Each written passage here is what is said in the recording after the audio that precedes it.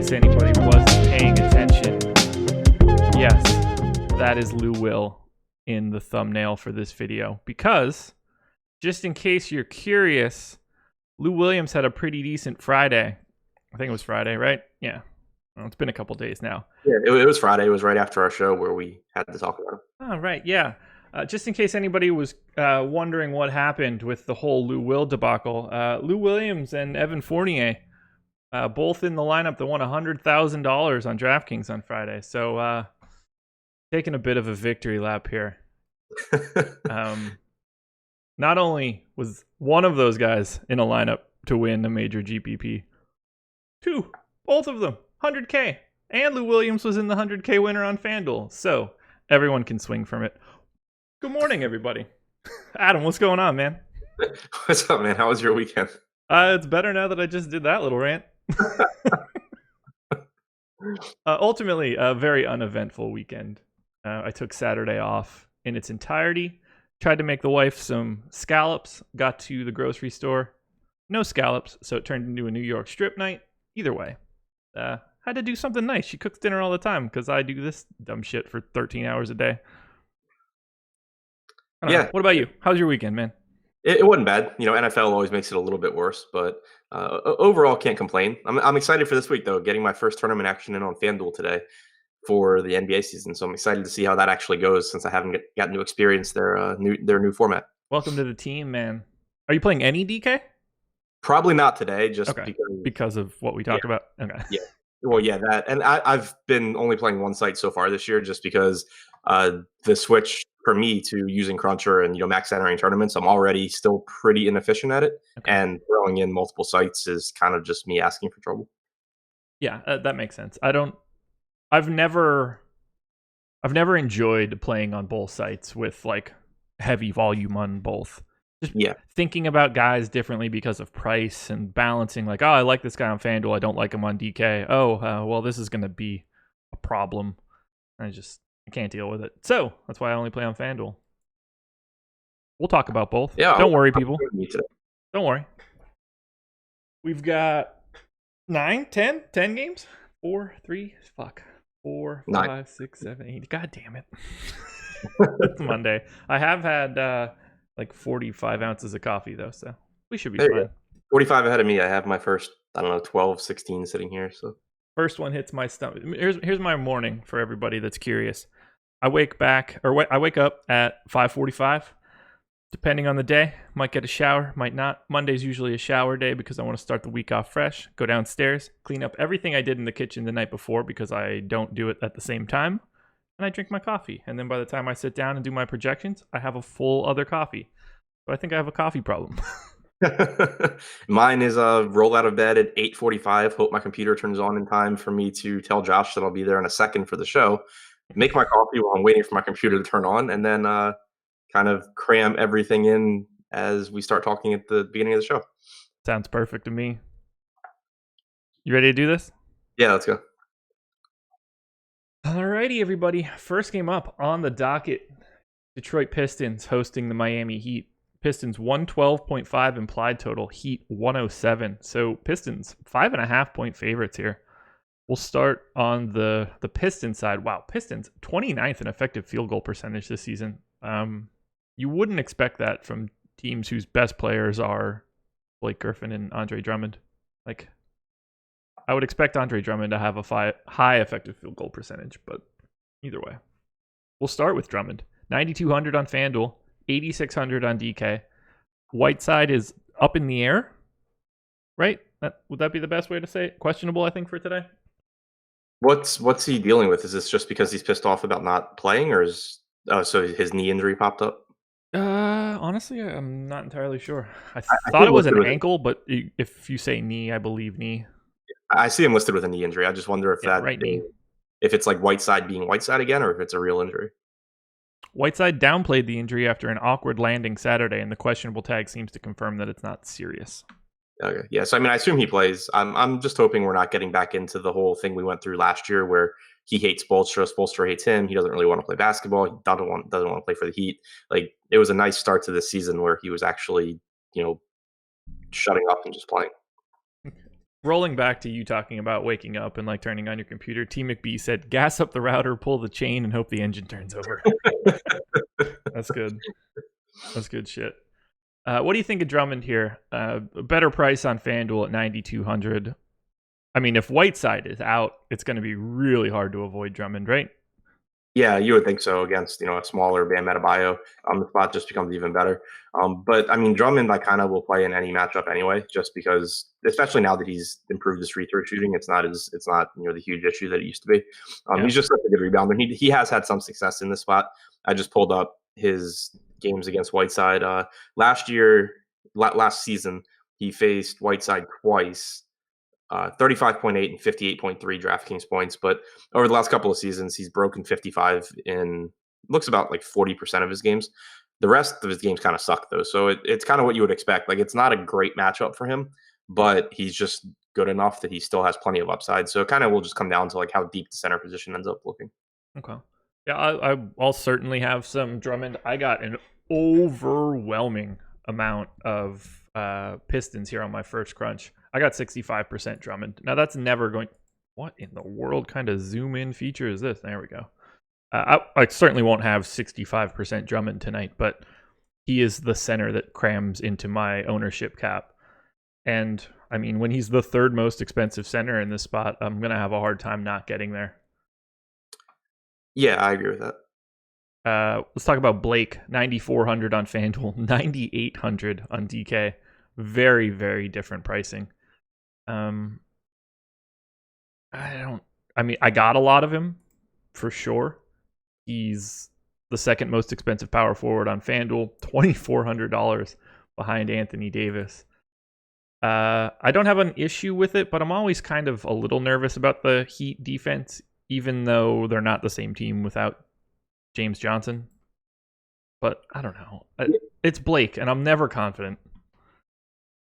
Yeah, definitely someone that I'll like more on FanDuel. Just kind of looking at the power forward pricing around him, it's like you have a more expensive Draymond Green, you have Wendell Carter priced up, you have Tobias Harris at a price point that doesn't leave a ton of value. So, and like you said, he's 2,400 less than Davis. So, I think he's much more appealing, not only in terms of his price relative to DraftKings, but also just relative to the guys around him. I think it's a lot harder to find underpriced power forwards on FanDuel than it is on DraftKings.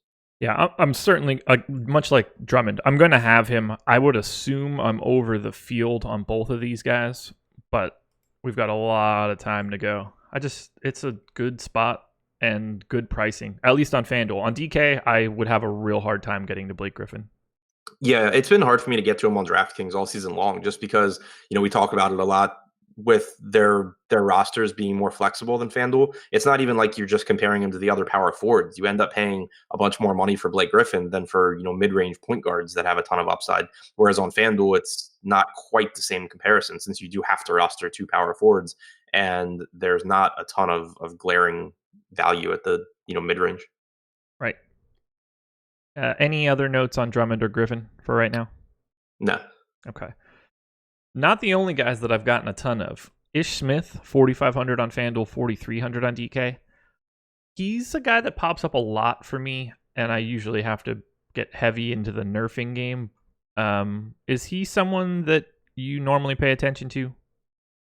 Sort of. I always project him for probably more minutes than a lot of sites do, because we see him close alongside Reggie Jackson so often that, for as far as ceiling purposes, I like having him projected for 28 to 30 minutes.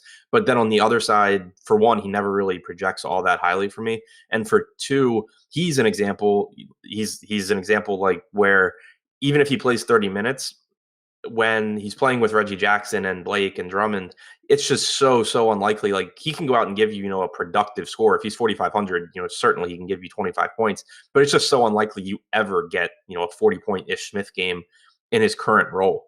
And so he's someone that even on nights that he does project well for me, I end up kind of scaling back my exposure. Okay. Yeah. Again, he hit my ownership cap. Most of that is due to price, and just I don't make any tweaks in the morning. I just let it rip. I want to see where the people are. He's not going to be owned anywhere near 65%, so I'll only need like 15 to be okay. But him and Reggie Bullock, 4,300 on FanDuel, 4,200 on DK. I know Bullock is a game time decision, But if he's in, he's another guy that I think I'm going to have some interest in, and I don't like it. I hate the fucking Pistons. I really do. They have those two wings in Johnson and Bullock that like really do not a lot, but Bullock just plays so many minutes. He's another one that his ceiling just seems so capped in terms of raw points, but he's cheap for the minutes that he plays. So I never really have an issue with him being just kind of a fill-in guy for me. Let's see if he's done anything good lately. He's been in this mid-4s range. He has the same usage almost every night. He also is like the only Pistons, not like he's like the only Pistons wing that we haven't really seen be a victim to random rotations. Like Bruce Brown and Langston Galloway have kind of been in and out of the rotation. Luke Kennard before the injury was the same way. We've seen games where Stanley Johnson plays, 30 plus minutes, and we've seen games where he plays 22 and these other guys play. But Bullock so far has basically always gotten his minutes, which is nice. Yeah. These are not guys that I want to have in heavy volume, but I am happy to rotate them in. That's the easiest way to say it right now. They'll be nowhere near the numbers that I'm getting. I'm keeping my eye on whether or not we get any ownership this morning, but the priority here, I think, is pretty clearly Drummond and then Blake Griffin and then whatever sort of randomness you want to go for the Pistons. Yeah, that seems right to me. Chat is mentioning John Lure back. He played a ridiculous amount of minutes in the most recent game. Do you think he's going to be cracking a rotation for anything viable? He's minimum salary on FanDuel, $3,200 on DK. Yeah, I need to go and read more stuff, but I do follow Rod Beard, the Pistons beat writer on Twitter, and he was tweeting last game about how good John Lure looked and how much he thought he was going to be able to help as a guy off the bench. So certainly someone that I expect to be in the rotation and kind of just probably throw a wrench into things even more than we already saw. Shout out Rod Beard. Made an appearance on an Awesemo.com podcast earlier this NBA season. So check that out if you're interested. In the chat, Mike D hit the answer. DFS Dantar said, Josh, can you explain the term nerf not following? Nerf, like the old Nerf footballs. They are soft, not hard, so they don't hurt as much. You want to soften the edges. Get away from the extremes. Feels a lot better to take a Nerf football to the face than a true leather one. I've had both happen. Oh, man, bullies are mean. Sites that I'm looking at don't have Lure projected in today, so I'm going back to try and figure that out. I don't know, it seems weird. Yeah, he played like 36 minutes or something stupid in the most recent game, I think. I can't figure Popcorn Machine's like not working right because it has him playing like the last 13 minutes of the first half, and then starting the second half, but that would have given them 6 people on the floor. So I don't think that happened. It has him listed at 28 and a half minutes, but I think that's probably wrong. You don't think he played all of the second quarter and all of the third quarter? And what amounts to all 28 and a half minutes directly in a row? Seeing as how the Pistons lost, I do not think they opened the second half with Drummond, Jackson, Griffin, Brown, and Lure on the floor. I also thanks Popcorn Machine. I clearly didn't dig into it as much as I would have liked. But yeah, so long story short, I think it's going to be a mess in general because it's just another body for a team that has been. We've seen Dwayne Casey be very willing to run different rotations as far as his backup unit goes. You still have Glenn Robinson in the mix as another body. It's, I think, just probably going to be more of a headache than anything else. Fair enough. That's probably more time than we should have spent on the Pistons. Let's move on to the Heat. Heat are dinged up pretty much everywhere. This team is just, they're in like disarray, and they're also like incredibly well run and organized. So it's really hard to put a finger on it. Dragic, questionable. Whiteside, questionable, but I think we're okay. Still no Waiters, still no James Johnson. We have dudes playing that I don't think should play. We have dudes not playing that I think should play. Anybody standing out here for you? Everyone's priced better on FanDuel than they are on DraftKings, including guys like Josh Richardson, who's 7,300. Insanity. But 7,500 on DK, even more insanity. Do you want anybody from the Heat? Because no one is really popping up for me. It depends on Dragic for me. If he's out, obviously it opens up Tyler Johnson and Sure. it boosts Dwayne Wade, but it also boosts Josh Richardson, who I think becomes a very reasonable play at what seems like an expensive price tag. But Richardson's someone who I think I've been okay with getting higher projections on him just by using his usage and everything from this season, because he has been a much higher usage player than in the past. And even in the past, he became a high usage guy when Goran Dragic wasn't on the floor. So I would project him for, up around like a 26% usage rate if Dragic misses this game, which I think makes him a very reasonable option for a guy who we know is going to go out there and play huge minutes. So everything in this game really comes down to Goran Dragic for me. Completely agree. Tyler Johnson goes from someone you don't need to, if Dragic is out, you're certainly playing him, especially on FanDuel, where anytime that you can lock in lower price guys, it just helps you out more and more now. Now and obviously point Justice Winslow as well. Yep. Yeah, I will. I mean, it'll change everything just because of this particular team. Like anytime they can shorten their rotation and spread minutes out to more people is going to be better. But for right now, I have Dragic projected in, and I don't think Miami is super viable. Yeah, no, I agree with that. If Dragic is in, it kind of just becomes a mess. One other thing to point out on Tyler Johnson is that I do think if Dragic is out and, assuming they go with the same lineup they went with last time, I really don't see Johnson as a super high ceiling guy. Like, obviously he's cheap enough that it's a good play. It's just that we've seen it before. So if he's coming off the second unit, for one, he's dealing with Dwayne Wade, but also even with the first unit, Josh Richardson is more than capable of handling the ball, as is Justice Winslow. So it's not a true situation where you have a point guard stepping in and being a point guard.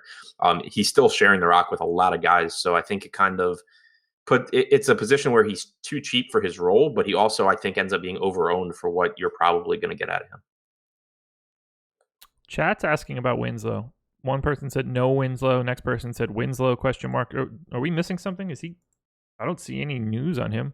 I'm assuming they were saying like if Dragic is out. If Dragic is out, then yeah, Winslow should be a phenomenal play. He basically started at point guard last game. He almost had a triple double. He's capable of facilitating enough to make it work and become a really, really good value at his price tag. Even if Dragic is in, though, looking at DraftKings pricing at 5,200, I think that Winslow is viable. I mean, he's even if Dragic is in, he's back into his 30 plus minute role now. Someone said, do we think Bam is a solid play if Whiteside's out? Of course. Yeah. Has to be. He's 3,800 on FanDuel. I don't love him as much on DK, but even still, 4,300 for a guy that, I mean, he'd have to play 25 plus minutes. Or at least try to play 25 plus minutes. Yeah, he's been the direct backup to Whiteside all year. We haven't even seen Olynyk play the 5. So he would be the clear guy to step in and, play as many minutes as he can. He's a point per minute guy. He's very productive when he gets the chance to play. So yeah, if Whiteside's out, Adebayo steps in as, a clear top value in terms of point per dollar, but also in terms of upside. Yeah, and Kelly Olynyk is not going to do shit to Andre Drummond if he has to. So yeah, possibly shoot him off the floor, but that's it. Yeah. They'll take their chances there, I think, because Olynyk has no opportunity to hang with him anywhere offensively. Yeah, if Olynyk got meaningful minutes at the 5, Drummond might get like 84 rebounds. I'm good on this game because I don't think there's anything else we could talk about. Yeah, that's enough of that.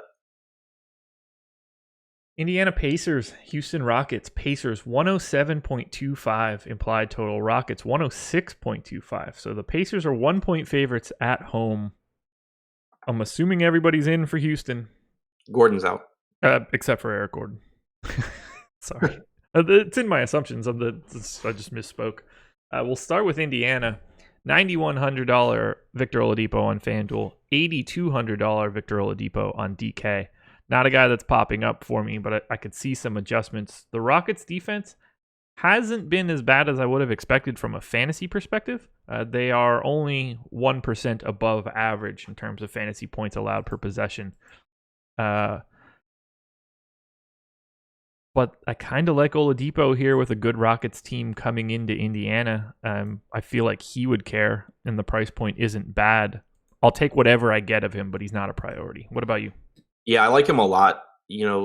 On FanDuel, the price tag is a little bit more reasonable, but I still think it's a good spot for him. But on DraftKings at 8,200, I don't really know how he doesn't end up being a popular play and a really good one, because you know he's going to go out there and give you around 36 minutes. You know he's going to have a monster usage rate.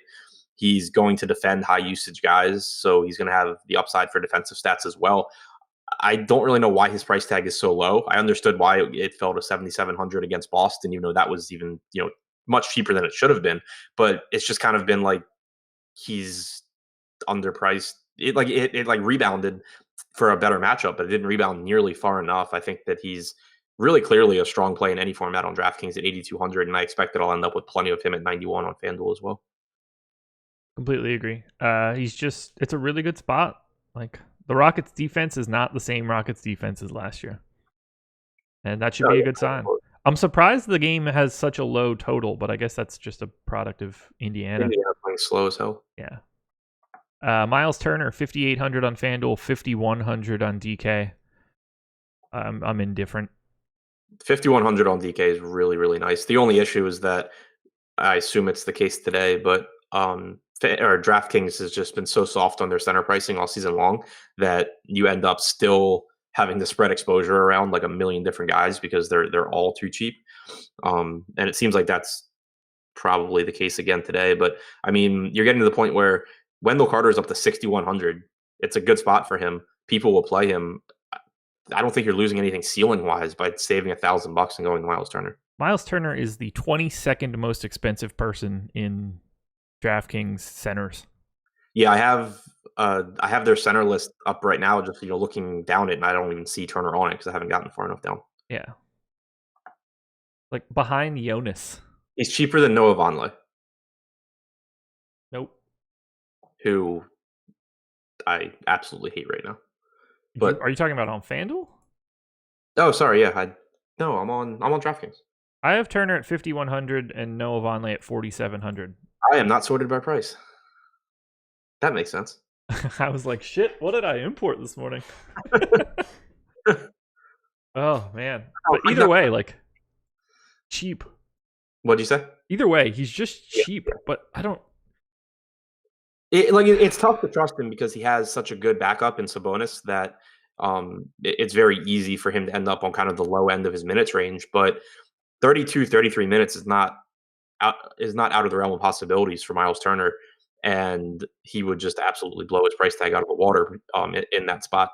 Plus, with guys with attacking guards on Houston, and how much action he's going to get at the rim, there's plenty of block upside as well. Turner's a weird dude, man. I want him to be better. Yeah, so do I. I guess Indiana probably does too. More than a little bit.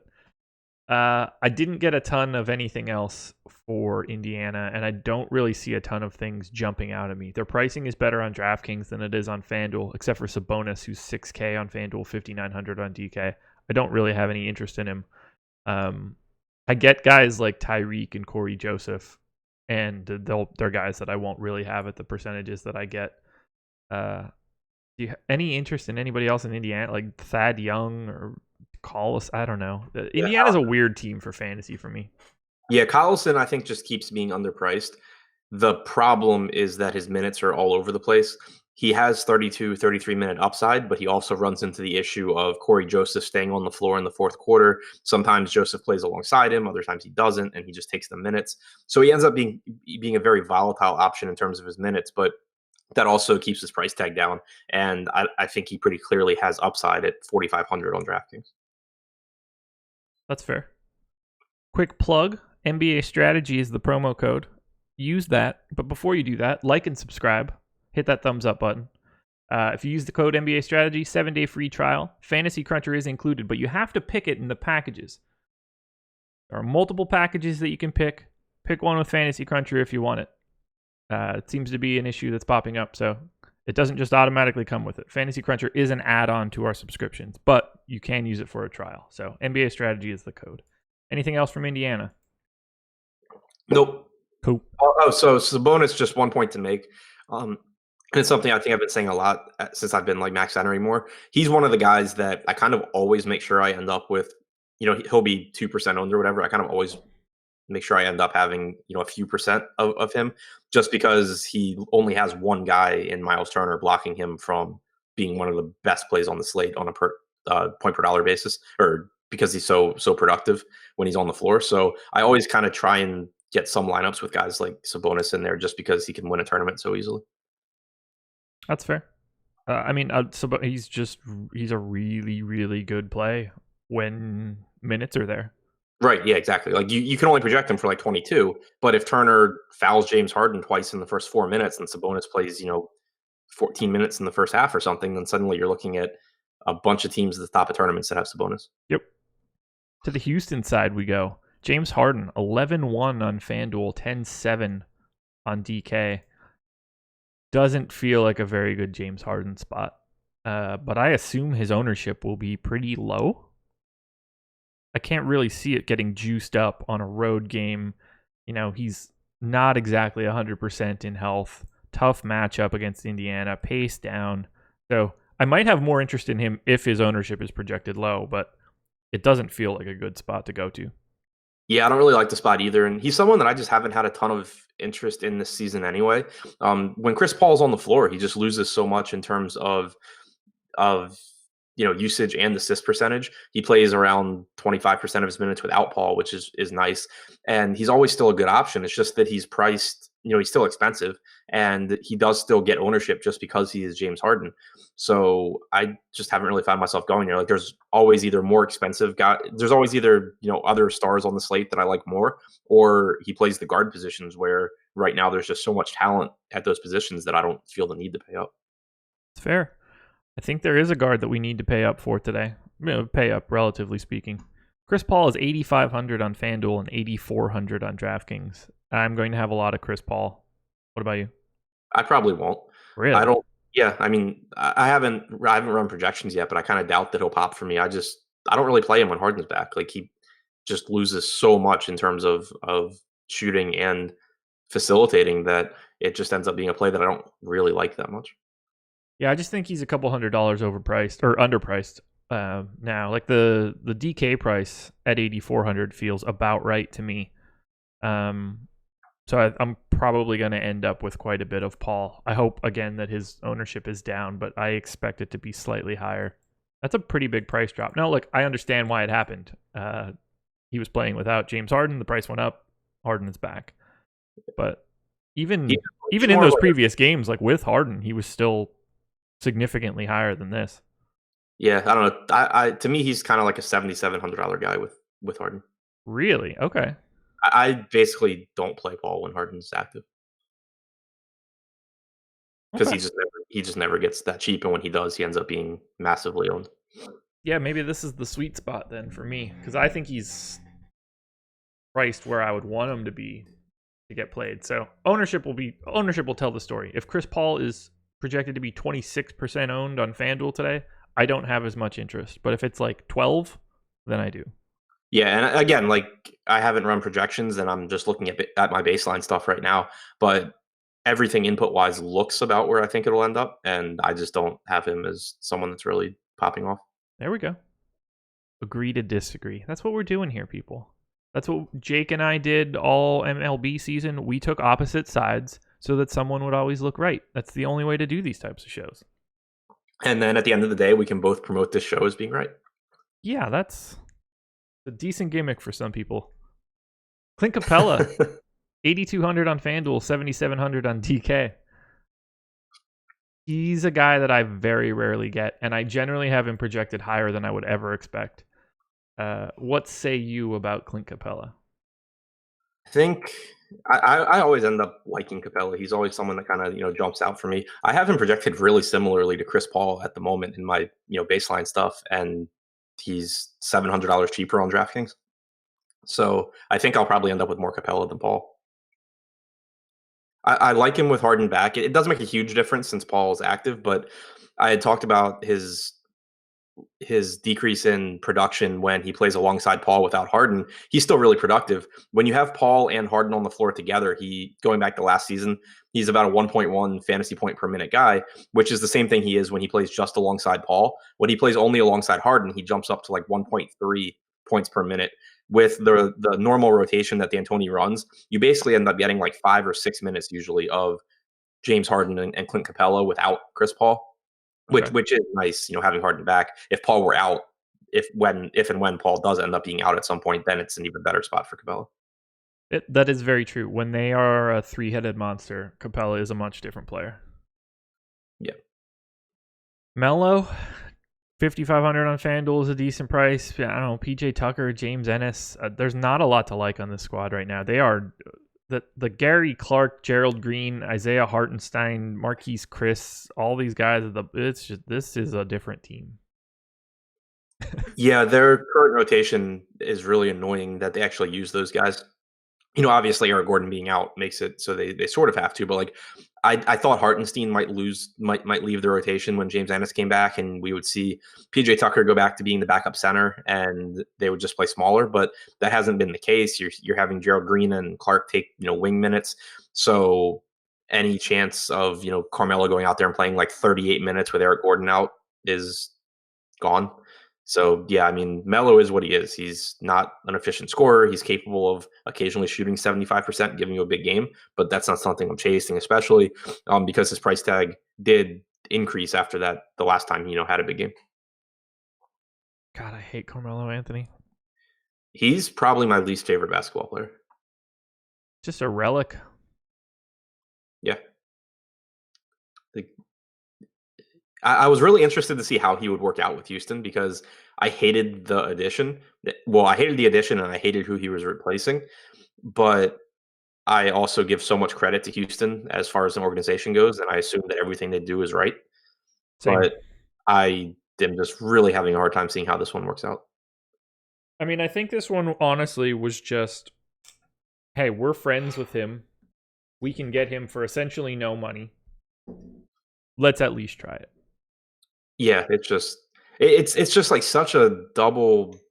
Like him coming in is one thing. It's still a guy that isn't really useful in today's NBA. He doesn't really play defense. He's plays iso ball when he does when he plays. But then he's also replacing two of the most undervalued guys on their team last year in Ariza and Mbah Moute. It's just I hate it. Oh God, Melo, third worst.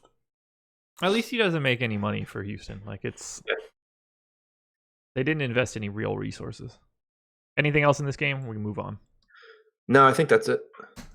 Here we go. The Orlando Magic hosting some team. It's the Cleveland Cavaliers. Who knows who's actually going to play? Everybody hates each other. Everybody hates the front office. The article about Colin Sexton on The Athletic is just brutal. Magic favored by 4. I saw the headline. What was it? The veterans don't think he knows how to play basketball. Essentially, yes. They promised Kyle Korver that if LeBron left, they would trade him so that he can move his family. And then they got rid of LeBron, or LeBron left. Korver was like, "Hey, remember what we talked about?" And they were like, "Yeah, fuck off. You can go ahead and hang out, man. We're gonna try to win now." Oh, also, now that we're not gonna try to win, you can go fuck off again. Right. And so now he's basically been kicked to the curb to get J.R. Smith back in the rotation. Yeah. Who they were, front office told them very specifically, like, look, we want to play everybody else. Don't play J.R. Smith. Immediately, Ty Lue put in J.R. Smith, and then they played like shit. Ty Lue got fired. Yeah, it's I highly recommend the article on The Athletic because things don't look great in Cleveland. If you're going to piss off anybody in the league, I don't think that Kyle Korver is the guy to do it. Like, he's probably one of the most well-respected people in the league, like hyper family man, very religious dude, like just a really good guy by all accounts. And yeah, it's weird. He's the kind of guy that on any other team, it seems like they would just do the courtesy of shipping him out. Yeah, just like I know they want to get something back for him. I'm confident. Like they'll move him I can't imagine they keep him past the deadline. No, there's no way, but they shouldn't keep him past this week. No, it's a bad look for the organization and paints them in a really negative light if they're willing to do dirty someone that like no one would do dirty. Especially in today's NBA, because when not that Cleveland's competing for anything right now, but it's such a valuable thing on these contending teams with the way that you basically have to go out and get 2 or 3 superstars. You also need role players to be willing to want to come to your team at a reduced price and play important roles.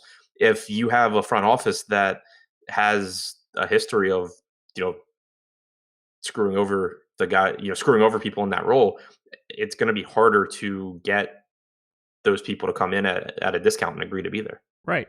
Yeah, it's such a weird look. I don't get it. Like, man, if I'm the Thunder, it's just like, okay, I know this isn't going to make my defense any better, but good God, like, get me some capable shooting out there. If I'm the Rockets, like, just at worst case scenario, he's Gerald Green, but like a better version of that. Right. I don't know. He'd fit in basically every single contender, and the Cavs are just like, you hang out down there. Yeah, I mean, the Lakers could use a 3-point shooter. Sure. I don't get it. Let's start with the Magic. Vooch 9K, 8,700 on DK. This is not a spot that I'm looking to go. Magic 4-point favorites, 108 implied total. Cavs 104. Yeah, I mean, the price tag's expensive. It is a great spot for him, and I love him, as a player. But I also like him more. And again, we're talking about a center position where you can always find upside in the mid range and towards the bottom. So when you're getting him pushing 9K is normally when I kind of end up jumping off. And when he goes out and puts up 60 points, you just live with it. But the normal 45 to 50 is nowhere near as appealing as when he's sitting at 7,300. Yeah, there's no conceivable way that I would want to spend 9K on Vooch if I can get Drummond for $200 more. Yeah, like they're not even. I have Drummond projected significantly higher for $200, like 9 points higher, and I'm already boosting Vooch's projection because of a tasty matchup against Cleveland. I just can't get there. Yeah, I don't know. I'm really high on Vooch, but I agree with you that I would rather play Drummond. I would probably rather play Rudy Gobert at the exact same price too, but we'll get there eventually. The Raptors are not exactly a thrilling matchup for it. Yeah. But they are on a back-to-back coming into Utah. Tough place to play. And they have Kawhi back since he didn't play yesterday. Thanks, Kawhi. Okay, Aaron Gordon, 7,300 on FanDuel, 6,500 on DK. If I were playing DraftKings, I would have quite a bit of him. Since I only play FanDuel, I will not have quite a bit, but I will have some. Hard to not. I like the spot for him. We really haven't seen that many good Aaron Gordon spots this season, and I think this is one of them. I mean, Cleveland's just so bad defensively. Gordon should be able to do whatever he wants. He should be able to rebound. He should be able to score. I like Aaron Gordon quite a bit because he's a guy that he has 50 fantasy point upside in good spots, and I think this is a good one for him. He's really had a tough schedule for the most part to open this season. Josh just hates Vooch. See, that's not. I'll take my personal hatred out of it. I have Drummond as a .668 fantasy points per possession guy. I have Vooch as a .622. This isn't my model. This is just weighted averages of exactly what he's done. So I have no tie in it at all. That's how much higher. So why do you hate Vooch? Exactly. 0.622. I just have Drummond as 7% better than him, not taking anything into account. And it's a better matchup for Vooch. I don't know why I'm saying it like that. Pistons 8 points higher, implied total, pace is higher. I don't know. Fuck it. Just play Drummond. That's all that matters. I didn't give good reasoning there. I also think, and this is kind of a way, I guess, to look at it roster construction wise, there are a lot of guys on Orlando that I want to play in this spot. There are not a lot of guys on the Pistons that I want to play. So by playing Drummond instead of Vooch, I can get, a couple of Orlando players without rostering their entire team in one lineup. Thanks for saving me there. Yeah, no problem. I appreciate it. Speaking of guys that I'll probably be playing tonight, Evan Fournier, 6K on FanDuel, 5,800. Can't win a tournament. That's true. We should not be playing Evan Fournier today. His price is now up $200 now that he will not be winning any tournaments for anyone ever. But look, I'm going to have some Fournier at 6K. I don't want his price to go up any further than that, but again, I'll play him. The Cavs are bad. Yeah, I like Fournier a lot. He, again, yesterday had a good game, and I don't have my list in front of me. I believe he leads the team in usage right now. He's second to Vucevic in usage, which it's pretty absurd seeing like a 25% usage rate for Evan Fournier. He also is up there in terms of potential assist percentage, which obviously we like to see him being involved in multiple ways. And I think that his average minutes are down a little bit as a result of Orlando being in a lot of blowouts and non-competitive games. I still think that if this game stays competitive, you see 32 to 34 minutes out of Fournier in a really good spot. So yeah, I like him a lot. He's one of the reasons why I doubt that I'll end up with much Vucevic, because if I put in a rule to have max of two Orlando players in my lineup, I'm going to end up with a bunch of Vucevic. I'm going to end up with a bunch of Gordon, and it's going to end up kicking out. Or sorry, a bunch of Fournier, a bunch of Gordon, and it's going to end up kicking out Vucevic. There you go. Oh, Fournier. You say that he has a high usage rate. He certainly doesn't anytime I roster him and watch a Magic game. Dude's got he plays like. Are you saying that, or did someone in chat say it? What'd you say? Are you saying that, or did someone in chat say it? Oh, I'm saying that very much so. When I watch the Magic and I have Evan Fournier in volume, he plays like Wesley Iwundu. Yeah, no, I feel exactly the same way. And then when I don't have him, I just start scrolling through the tops of leaderboards, and it's like, oh, why didn't I play Evan Fournier in his 38 points today? Yeah, Fournier is at 4.4x with 2 minutes left in the second quarter. I'm going to have some Fournier. I'll have a trickle of like Bamba and Terrence Ross because I just think these guys are sort of underpriced. Bamba for 4K on DK I think is worth a shot. Yeah, I agree with you there for a couple of reasons. One, he also fits the mold, not like Sabonis in terms of he's not as productive as Sabonis, but he's also a lot cheaper. And he just has one guy keeping him from playing big minutes, but also he didn't do it against San Antonio. But in the prior game, we actually saw extended minutes at the 4 for Bamba. And if that's something that they're going to do, even on occasion, it gives us the opportunity to, just kind of hope that we have him at 0.5% ownership. We can be at 2% or whatever. And we'll have some lineups where when he gets those extra minutes, he, beats his price tag pretty easily. And this is obviously a good matchup for him. Yeah. You going back to the DJ Augustin well? At 4,100, sure. Yeah, that's a really nice price on DK. I don't have a ton of interest for him at 4,500 on FanDuel, but if you're playing DK 4,100, tasty. Yeah, and he's just one of those guys that people never roster because I don't really know why. Like, it's like everyone would rather either punt with some like shitty backup who is getting forced into a few extra minutes or just not punt. Whereas you have this guy playing like 30 minutes for Orlando who is perfectly capable of giving you like 0.8 fantasy points per minute at 4K. And everyone's like, oh, yeah, no, I don't want to. Jeremy Savage quotes, Fournier will never win you a tournament, ... Let's play him anyway, LOL. Jeremy, you must have missed the message on Friday where we were advocating playing Fournier. Were eviscerated by the chat for being dum-dums, and then he won 100K. Ownership is out. Chris Paul, 17% on FanDuel. I'm still in for Chris Paul. I assume you're still out. What'd you say about Paul? 17% expected ownership on FanDuel. Yeah, no, I'm good. Just want to highlight some of the guys we've already talked about. Reggie Jackson, 23% expected ownership on FanDuel. I think we're missing something there. Not a guy that I'm going to be anywhere near. Is he like 4,500? He's 5,800. It's the only thing I will say is, again, since this is the first slate this season, I'm actually playing FanDuel. There is a chance that there are guys where I'm just like, yeah, I don't like it. And then once I see how roster construction works, it's like, yeah, I was wrong. But I can't, that's not something that like jumps out to me. Like, oh, I hope I end up there. Agreed. James Harden, he's at 10% right now. Victor Oladipo, 22. Sure. I don't have anything super interesting there to comment on.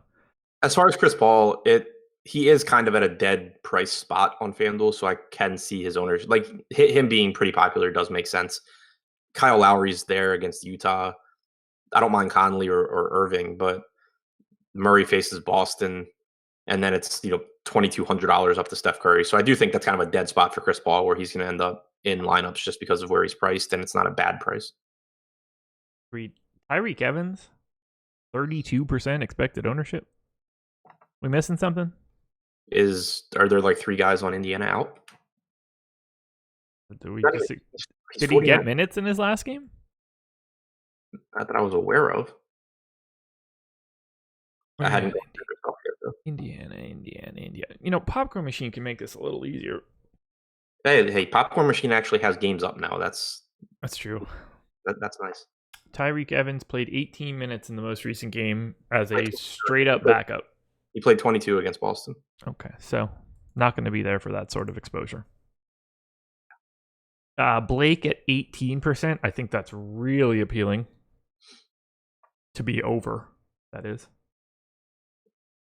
Aaron Gordon, 16%. Another guy, I think that's pretty appealing to come out as a number to come over. Yeah, I can't imagine I only have 16% Aaron Gordon. Yeah. Drummond at 20. I'd be happy to be over that number as well. I assume we're done on Orlando. Do you want to hit Cleveland quickly? I don't think there's going to be a lot to talk about here. Yeah, I'm done. Okay. You're done with Cleveland? Yeah, the only guy that I'm going to have from Cleveland is probably Sam Decker. He's 4,200 on FanDuel, 4,700 on DK. I don't think that he's particularly good. That's a really nice price point. And I think of all the guys, he has a pretty solid chance of just getting some minutes. Yeah, I agree with you. He only played 24 against Charlotte, but if you look on Popcorn Machine, that was a blowout where J.R. Smith played the final 16 minutes of the game after subbing in for Decker. So, or I guess Corver subbed in for Decker, and then J.R. Smith stayed on the floor, but whatever. The point is J.R. Smith got all those minutes. In the first half, Decker played the last 6 minutes of the second quarter. If this game were competitive, I assume he gets another 6 minutes. So I think projecting him for around 30 minutes instead of 24 is where we should be on Decker. Yeah, I got 26 minutes in for Decker right now, and I still got him a ton because he's $500 cheaper on FanDuel than he is on DraftKings. It's just a price inefficiency. It's the thing that we're looking at. The most expensive person on the Cavs right now on FanDuel is Chetty Osman at 6,100. He's the most expensive person on DK at 5,500. This team is fucking awful. I'll be rolling the dice with some Larry Nance power forward in tournaments. Not as a guy that I project to play a lot of minutes, but he's playing because he's still not playing the four. He's just backing up Tristan Thompson. But he's just such an absolute monster when he gets minutes. And I don't think Tristan Thompson's going to play 30 to 32 minutes every game the rest of the season. If he gets in foul trouble, if he sucks against Drummond, whatever, Nance is just, now that his price has come down, when he was 6,500 and people were playing him, I was fading him because for this reason. But now it's he's 1% owned every day, and he needs to play. If you project him for 18 minutes, but if he runs into 24 minutes, he probably gives you 35 fantasy points. Larry Nance, 16% projected ownership on FanDuel today. There's no way.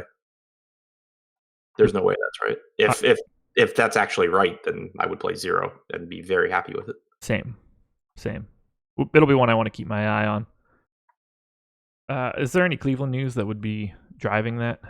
Yeah, I mean, it would have to be Tristan Thompson out, and I haven't seen that. Yeah, that's a good point. I don't have anything else that I really want to touch on here. I mean, Tristan Thompson at 4,900 on FanDuel is oddly appealing just because he's cheap, but he's not good.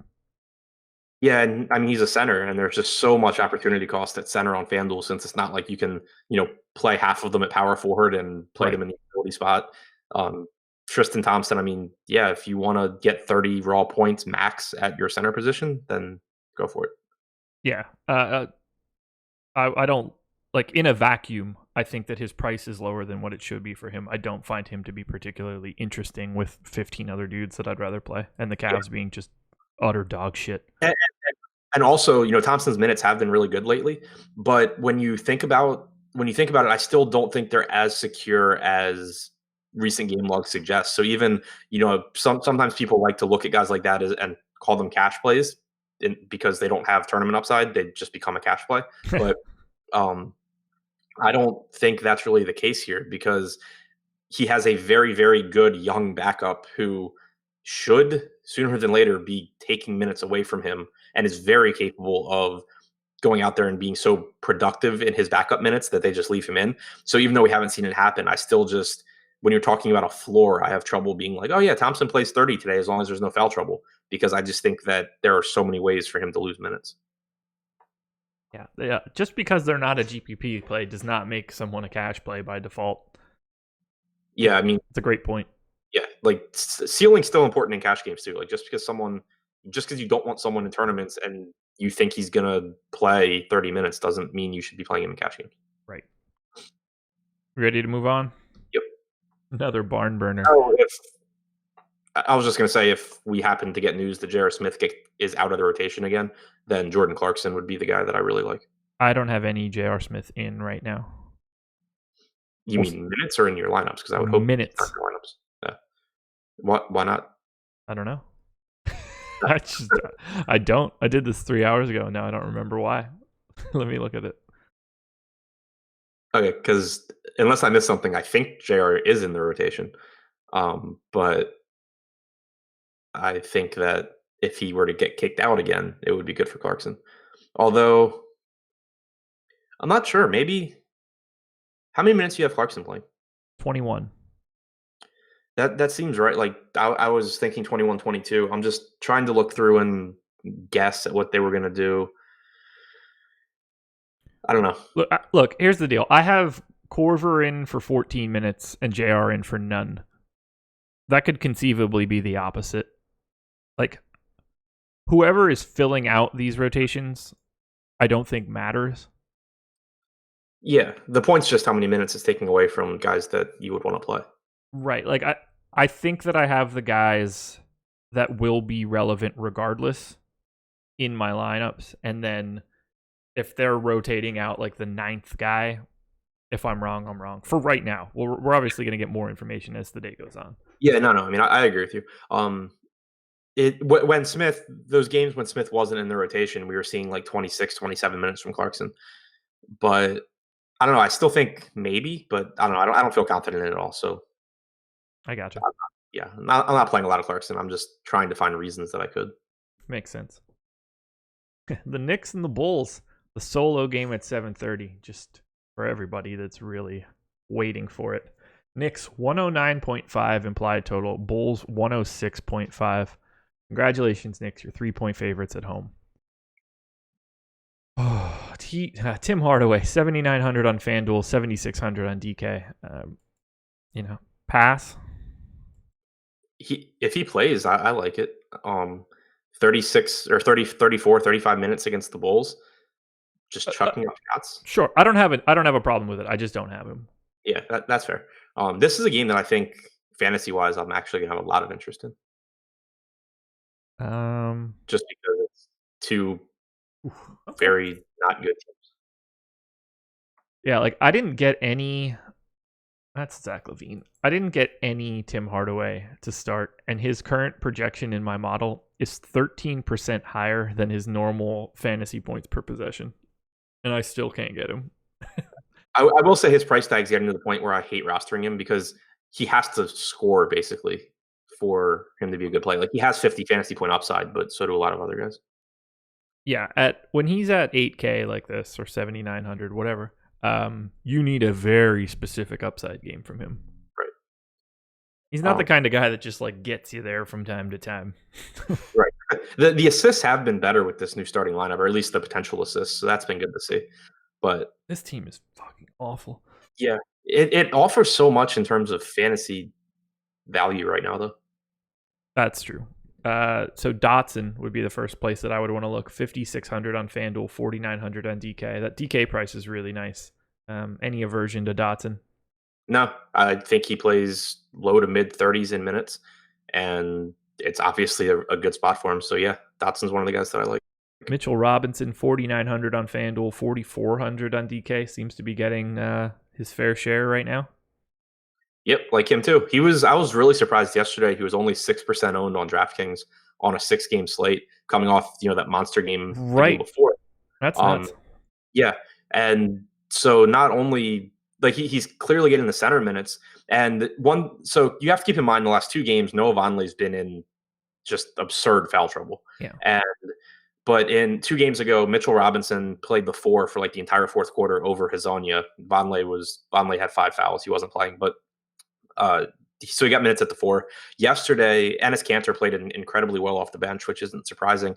But we saw Mitchell Robinson play, I think, 4 or 5 minutes alongside Kanter. Again, Vonleh was in foul trouble, but that was still good to see. It kind of solidifies his minutes even more that they're finding ways to get him on the floor. They've talked about how much they love him and they need to be playing him to develop him and everything. So I just feel really good about Mitchell Robinson right now.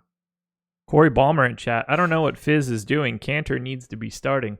What he's doing is trying to put out young guys to find out if they're good, because Enes Kanter is not the future of shit.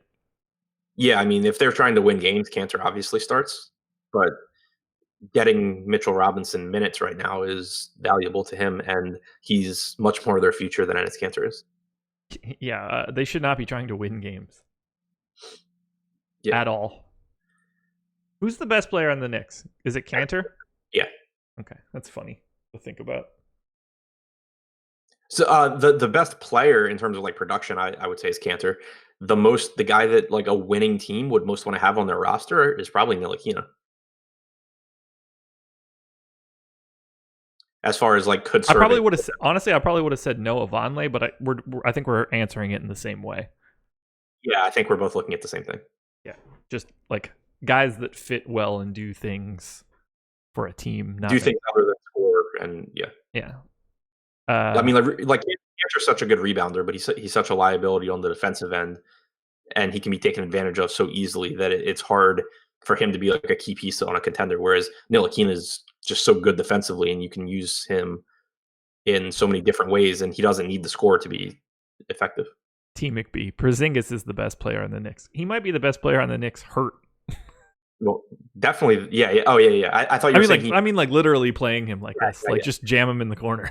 I thought you were saying he might be the best player, but he is hurt. And I was like, I definitely think he's the best player. Yeah, no. I mean, like even banged up. Yeah. Like on crutches, he's probably the best player on the Knicks. Anybody else you want to touch on from the Knicks? Vonleh, I'm sure I'm going to lose money on him again. I don't love it on FanDuel at 5,700, but 4,700 on DraftKings is a lot nicer. Yeah, 5,700 steep on FanDuel.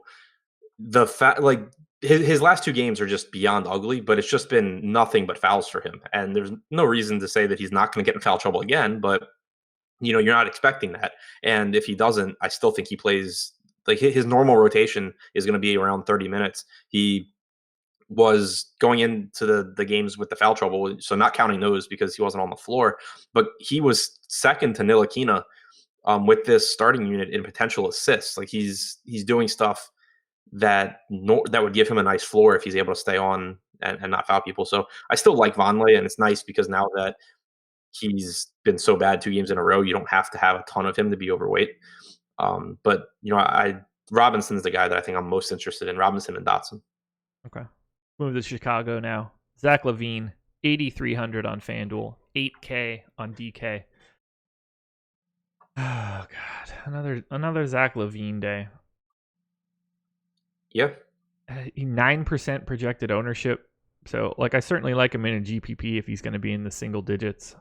I'd rather probably have Drew Holiday. My baseline to have him projected higher than Chris Paul. Really? Yeah. By like 10%. I have Chris Paul at 41 and Zach LaVine at 38.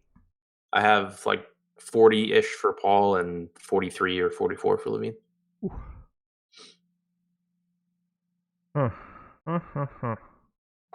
I won't mind if I end up with some Zach LaVine. I expect to have at least a little bit of a trickle. I think I'd rather pay $800 more for Oladipo. There's just not a lot to like in that salary tier. It's kind of on an island. I would like to get a lot of Oladipo plus LaVine. Yeah, no issues with LaVine on my end. Wendell Carter though, 7,800 on FanDuel, 6,100 on DK, continues to just be weirdly underpriced. Yeah, still like him. Yeah. I mean, we've seen him play incredibly well, where we know the minutes are there. Just keep in mind that he is still. You would expect him to still be a volatile player because he's played 9 NBA games in his career or something. Yeah. The talent's there. It's just that even at 6,100 on DraftKings, where he is underpriced for his ceiling, it's not like the 5K price tag anymore, where it's like, okay, 3 things can go wrong and he still is going to be fine. Right. Yeah. It's a little bit different now, but even still, 6,100. Not going to be enough, in my opinion. Jabari Parker, 6,600 on FanDuel, 5,700 on DraftKings. I would certainly have a ton of Jabari on DraftKings tonight. Just match the field on Jabari. To me, there's no reason to like have more than the field. Yeah, I won't match the field on FanDuel where we're projecting 25% ownership, but DK in particular is a very nice price point against the Knicks of all teams. He just sucks, and He he does does. one thing. And it's worth pointing out, and I don't think it's really being accounted for correctly in some of the stuff that I look at. Him playing alongside Zach LaVine is a huge usage hit to him. Yeah. And he's a scoring dependent player, so that's not great. You know, Yeah. he's still cheap enough that he has value, but it's not. He was pushing 26, 27, 28% usage off the bench. Alongside, I haven't looked at it since their last game, but I know going into their last game, playing alongside Zach LaVine, he had a 20.2% usage rate this year. That's not when Jabari Parker's coming in at 20, 25% ownership. That's not what people think they're rostering. As a 20% usage rate. Do you know how often he's playing without LaVine? Not much at all. Last I looked, I'm trying to get their game now. Look, if Jabari Parker is owned at 25% tonight, I will he'll be one of my key fades. It's just too much on FanDuel for me. In the game against Houston, he played, just eyeballing it, he played maybe 6 minutes without LaVine. Okay. Maybe. Let me check this out, actually. I'm going to go to NBA Wowie. I want to see what his usage rate is when LaVine's off. Yeah. I think that's relevant. Oh, for sure. At least. Yeah. Add more funds. I love you, but you have not made NBA Wowie quicker to get to. It's a little frustrating. Anybody already do it? Nope. Alrighty. Bulls. Parker on. Jabari off. Kablamo. Nope, that's Jabari Parker and Jabari Parker because I am an asshole. All right. LaVine. There we go. All right. Jabari Parker with Zach LaVine off the floor has played a grand total of 102 minutes, 217 possessions, 25% usage rate,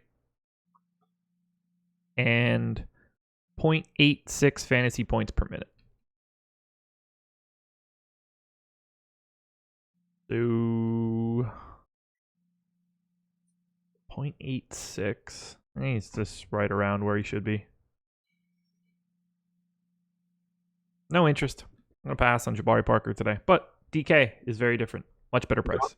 Yeah, going back, so if we include preseason numbers to get a little bit bigger sample, you get 265 minutes alongside LaVine with a 20.6% usage rate this season. Something to keep in mind there, people. That matters. That's I haven't projected for a 24% usage rate. I might dial that back a little bit because of that trend. And that's a big deal for someone like Jabari Parker. Yeah, exactly. His entire thing is built on usage.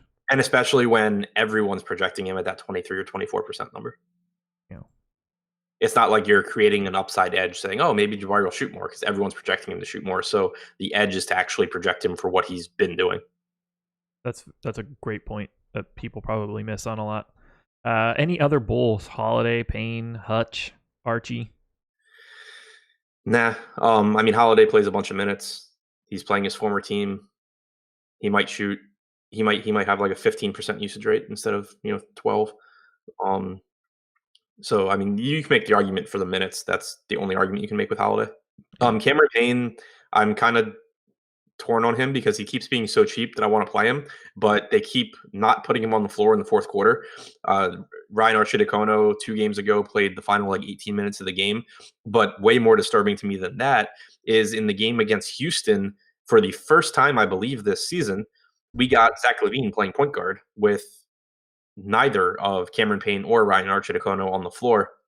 I felt really good about Payne when him and Arcidiacono were splitting 48 minutes because it was like, okay, he has a shitty backup who he should be able to get minutes over if he's playing well. If they're finally going to run lineups where they have Zach LaVine at point guard, that's a totally different story, and it makes me just feel really, really bad about Cameron Payne's minutes. Yeah, I'm not going to be going to Cameron Payne unless I know that he can play like 30. Right. Their closing lineup against Houston in a competitive game was Zach LaVine, Chandler Hutchison, Wendell Carter, Justin Holiday, and Jabari Parker. It's a bad team. It's a very bad team. Eric S., these non-Philly fellas lived an hour north of Philadelphia for 26 years. Spent more time at the University of Villanova than I spent at any other college that wasn't my own, but sure. I took a train through Philly once. There you go. Yeah.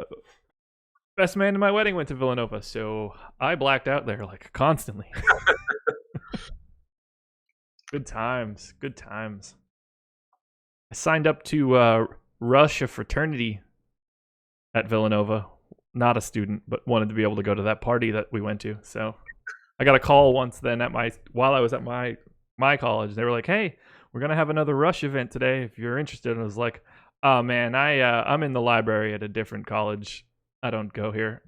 I just really wanted to drink your beer. Thanks, man." Anyway, let's move on from this game to very interesting fantasy game tonight. The game with the highest total on the slate. I think that the Warriors have the second highest implied total. Pelicans would be third, but 121.25 for the Oklahoma City Thunder hosting the New Orleans Pelicans. 116.75. Thunder defense 7% better than average at limiting fantasy points per possession. Very scary this year, which is kind of crazy considering Roberson isn't there. Anxious to see what that team looks like when he gets back. Yeah, that was surprising to me because they were just so bad without Roberson defensively last season. I kind of expected that to continue, but it hasn't. It kind of blows my mind. I don't know what to make of it.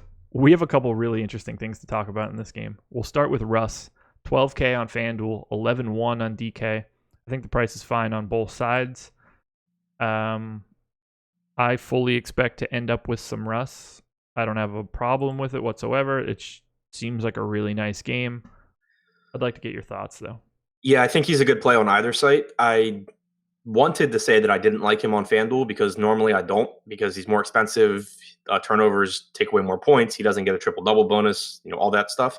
But point guard's kind of a wasteland on this slate on FanDuel. There's just not a whole lot of mid-range that I like. And so that obviously makes Westbrook more valuable. Whereas on DraftKings, you have access to guys like Zach LaVine and Victor Oladipo and those mid-range shooting guards that you can play at point guard, and it makes the position deeper. But Westbrook just inherently is more valuable on DraftKings anyway. So I think he makes for a really good play on either side. Lots of people in chat saying Westbrook lock. Westbrook's ownership projected right now 26%. Thoughts on that? Seems fine. Does that change what you would want to do at all when you hear a number like 26 for Westbrook? I don't think so. I mean, it's a good spot. And again, it's not like what are the alternatives? Like if we're looking at FanDuel roster construction, Steph Curry in a tough spot against Memphis, Chris Paul, who I don't think has close to the same upside as Westbrook as long as Harden's playing. Lowry's in a bad matchup. Murray's in a bad matchup. Irving has a tough matchup. The mid-range is just like a whole slew of out tags. Yeah. Like where are you getting your upside if you don't play Westbrook? Because point guard generally is a position where you can get your upside, and it's not really there. So you have to find it in other positions, but there's good value at other positions. I don't know. It just seems like it kind of seems like you're going to end up forced into Westbrook based on roster construction. And on one hand, that means he's going to be highly owned, but on the other hand, it kind of just is something that I'll probably go with and be different elsewhere, because normally I'm able to differentiate and get low owned mid-range and value guys that I really like without having to sacrifice Westbrook in a good spot. Yeah, I'm going to have a ton of Russ today. Paul George, 9,600 on FanDuel, 8,800 on DK. Not a guy that I'm terribly interested in here. What position is he on FanDuel? Small forward. The third most expensive. $500 behind Kawhi, $1,100 behind Durant, $1,200 ahead of Mirotic. I actually like George because I like the matchup so much more than I do for Leonard or Durant. If you're not playing Westbrook, I think you should play George, at least on FanDuel. Sure. He's projected for 8% ownership. I got 7. Like, Yeah. that's perfect for me. I'm happy to just like take what I get from George. If it's with the field, that's probably perfect. Yeah. My only aversion to George is Russell Westbrook. Like I don't want to play them together outside of, a full game stack, which would be hard to do because it's gonna be tough to get Westbrook, George, and Davis into a lineup. Yeah. So that's my aversion. It's not I don't like George. It's I would like to have one of them in my lineup. Let's see if I did get all 3. Russ. Nope, I didn't. I didn't get any Paul George, Russell Westbrook line. So that's cool that I don't have to go back and fix that shit. The next guy up should be Steven Adams at 7,200 and 6,800, but I think it'll be a little bit more interesting to point out.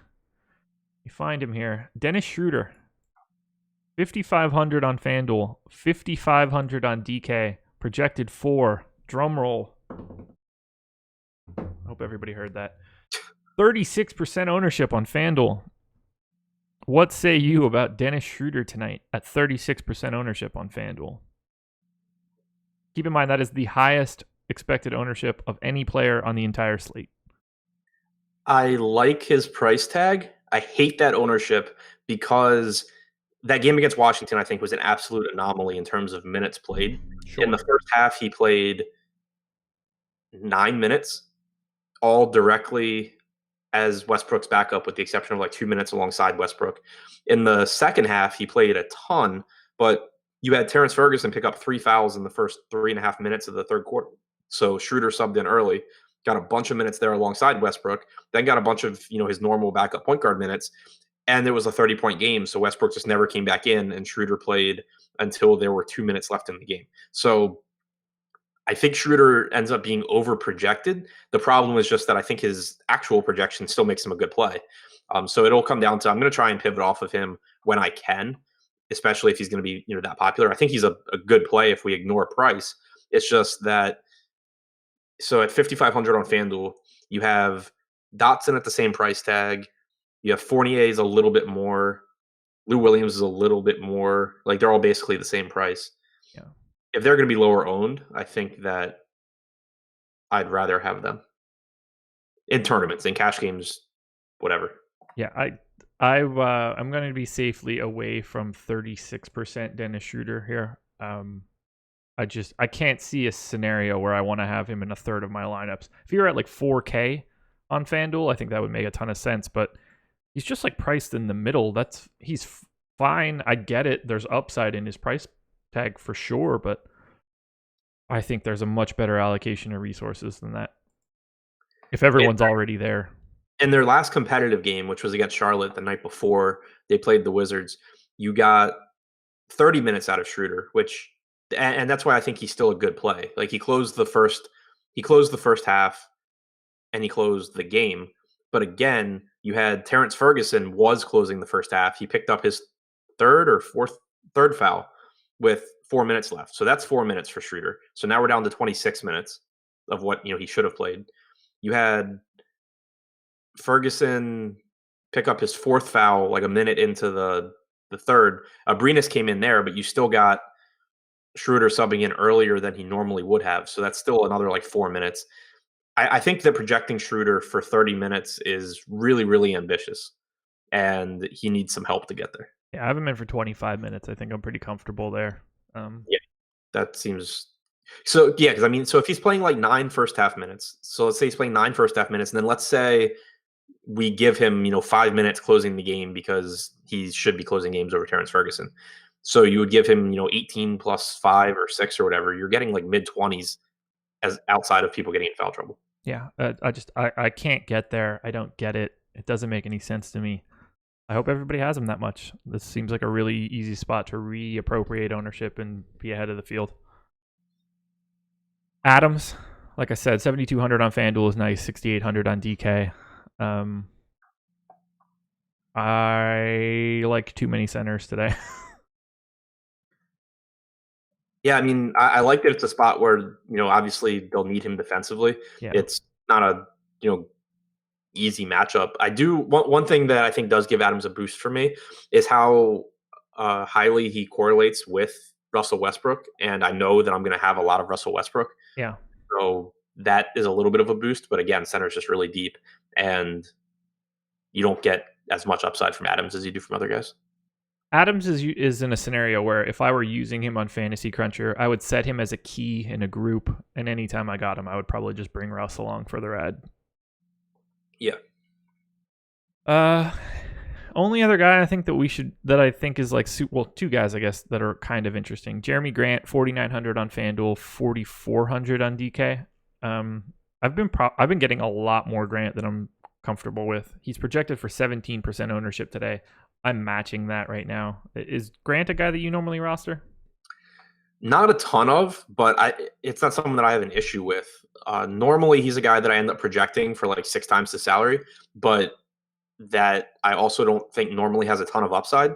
That Washington game was a spot where I would expect him to be more likely to hit a ceiling just because it's a terrible defensive team that plays at a fast pace and can't rebound for shit. This is another spot where I think he's relatively likely to hit a ceiling because New Orleans can't defend. They play at a fast pace. There are guys for him to defend on this team as well. So, yeah, I do actually like Jeremy Grant again today. Okay. Nerlens Noel is 3,600 on FanDuel, 3,800 on DK. Any chance that you just full-on punt this? No, I'd be more likely to try it on DK, but there have already been like 4 centers that I have liked that strategy with, and Noel's not one that I really want to do it with. Like FanDuel, I would like him if you were a power forward. Right. And I drop him, but I really don't want to drop the center position. No, I get what you're saying there. I wish that I could. I think that would be a really nice fit, but I don't know. Not happening. Pelicans side, 11-8 for AD, 11-3 for DraftKings. Anthony Davis hit my ownership cap, 65%. We've got him projected for 26. I want to have double the field of Anthony Davis tonight. Are you concerned at all about his elbow and the fact that I kind of don't think it's a coincidence that he's not shooting the ball? I'm not any more concerned than I always am about AD just being a bit of a bitch. Yeah. In the 2 games that he has played with the elbow injury, 19.9% usage rate and 23.1%, 16 field goal attempts and 13 field goal attempts. Did get 10 free throws in that 13 field goal attempt game. So he was getting the shots up, more than in the previous game. It just concerns me because it's his shooting elbow. He says it hurts. He doesn't do pain. Like, that's one thing we know about him. 40 minutes is nice. He gets there in other ways too with his rebounds and his blocks. So it's not that I have an issue with Davis. It's just that I'm slightly concerned.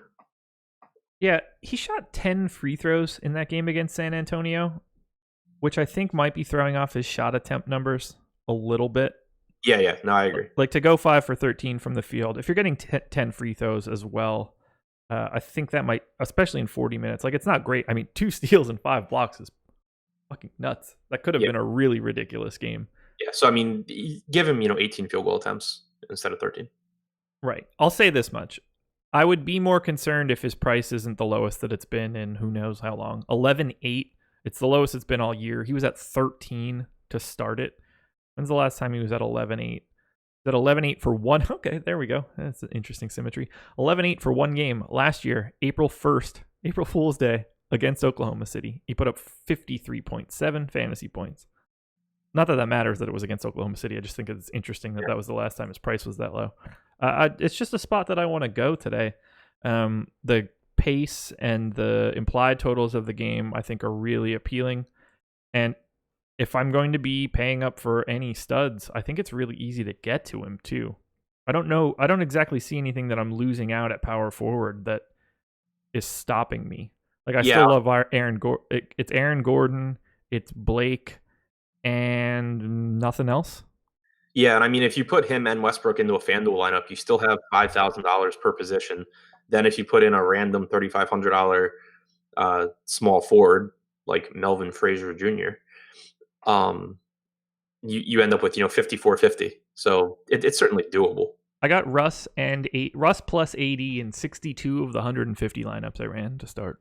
Yeah. So, and I agree with you on the power forward position as well. That it was kind of the argument I made on FanDuel for Blake Griffin. Like 8,300 for Draymond Green is whatever. 7,800 for Wendell Carter. Harris is fine. Like I like Aaron Gordon, but overall, it's just guys that are priced at points where I just like they're just mediocre plays to me.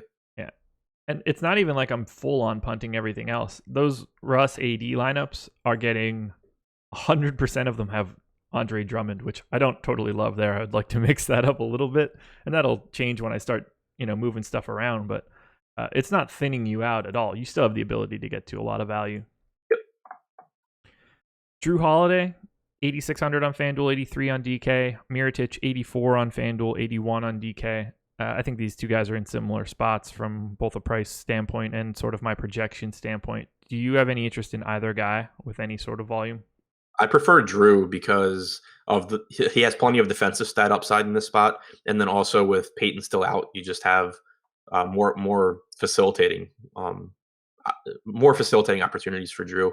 Got the start at point guard in their last game, which I mean he was kind of the de facto point guard anyway, but him starting there certainly doesn't hurt his value any. So I like Jrue more than I like Mirotic, just because when Mirotic gets expensive, I get kind of scared, since you do need him to A, chuck up a ton of shots, and then B, make them. Whereas Jrue, it's just easier for him to get there through peripherals, and he plays huge minutes. I didn't get any Jrue. I didn't get any Nico. Mirotic projected for 9% ownership. Jrue 19. I'll take anything that I get from Jrue Holiday, but I don't think there's any scenario where I'm over the field similar for Mirotic. Anybody you want to point out from the rest of the Pelicans, whether that's Randall or Eton Moore or Wesley Johnson? I couldn't say without laughing. They did play I think it was the first time this season, but it was something they had talked about wanting to do in preseason, their Mirotic, Randall, Davis lineup against the Spurs. That's good just in terms of upside for Julius Randle, because up until without them doing that earlier in the season, when you projected out minutes, it basically became impossible to give Julius Randle more than 24 or 26, because you had to give Davis his and you had to give Mirotic his. Randle played 26 minutes in that game, but he played about 9 in the fourth quarter alongside Mirotic and Davis. If that's something that they start doing more frequently, then it does give Randall more upside. Ooh, accidentally put us on mute. I was going to check and see. We only have 76 likes, and that makes me depressed. So hit that like button, people. I'm going to end up with some Wesley Johnson, and I am going to really hate myself, but 3,500 is just a thing that I am going to do because of FanDuel's new rules. Yeah, sure. I don't know. Pelicans are weird. They have much better pricing on FanDuel, so I would have a very hard time getting to a lot of these guys on DraftKings. Yeah, I agree. You got anything else you want to touch on either side of this game? Nope. This next one we'll get through pretty quickly. Nuggets and Celtics. Nuggets 104.5 implied total. Celtics 102. Nuggets 2.5-point favorites at home. These are two of like the 4 lowest implied totals on the slate. I didn't get a single Denver Nugget in my FanDuel crunch. Gary Harris, it looks pretty solid on DK. I think Jokic's $9,500 price point on FanDuel would be good if this were another matchup. Honestly, the only thing that I think that I would do here would be play Mason Plumlee at 3,800, just hoping that Nikola Jokic got into foul trouble. But I'm going to have a really hard time rostering anybody from Denver. Do you have anybody that stands out? No, 2 really good defensive teams. And yeah, just nothing that is particularly appealing to me. Okay. 5% better than average Nuggets, limiting fantasy points per possession. Celtics, even better than that, 8%. There are just better spots here. If I get any sort of trickle of any of these guys, I don't mind, but there will be no volume. And I really won't have much volume for these guys on Boston either. Kyrie Irving, 7,700 on both sites. So if you want to do it, it's probably more appealing on FanDuel. I don't mind getting little bits of like Marcus Smart or Marcus Morris or, like some of the fringe guys from Boston. But again, I don't think there's a lot to like here. Do you like any part of the Boston side? No, I mean Kyrie, I agree with you. It would be the guy that I probably end up with the most of, especially on FanDuel, he's in that upper mid range point guard spot where there's not a lot of guys to like. So I think that it wouldn't be surprising if I end up with him, kind of for the same reasons that I end up with Paul, where I don't really like him, but he's better than the guys around him. Chad is mentioning Trey Lyles, 4,600 on FanDuel, 4,200 on DK. I don't really see that as anything other than a lineup or two if you're playing 150. Yeah, I mean, until we start seeing him, and I'm pulling up the game against Utah now in case it happened, but until we start seeing Trey Lyles play minutes without Paul Millsap on the floor, which we're not, he's still against Utah only backed up Millsap. It's just a very capped ceiling for him because Millsap is outside of blowouts or foul trouble. Millsap's never going to play less than 26, 27, 28 minutes, which means Lyles is not playing more than 20 to 22. Right. I agree. It's just, this is not the game, folks. But you should watch it because it should be fantastic. Lyles is really, really productive. There's no question there. It's if they had shown any indication of giving him minutes at the 3 as like a backup to Torrey Craig or starting over Torrey Craig or anything like that, I would love Lyles. But it's just that they're all season long they've just been playing this very like defined role where him and Millsap play the 4, and they're both such good players that it just caps the minutes upside for either one. Here we go. Moving on. Yep. That's the quickest game we've had all year. I think we have another one too. It's probably this one. Utah Jazz and Toronto Raptors. Yeah. Jazz 107.25, Raptors 108.25. Raptors 1 point favorites in Utah. I'm surprised that this total is as high as it is in comparison to the Nuggets Celtics, but neither here nor there. Both teams, again, fantastic defensively. I do have a decent amount of the Jazz, so we will have a couple of things to talk about here. We know that Donovan Mitchell is out for today. That is going to open up some things on the Utah side. We'll start with Gobert, 9,000 on FanDuel, 8K on DK. I'm not super interested in Gobert here. No, me neither.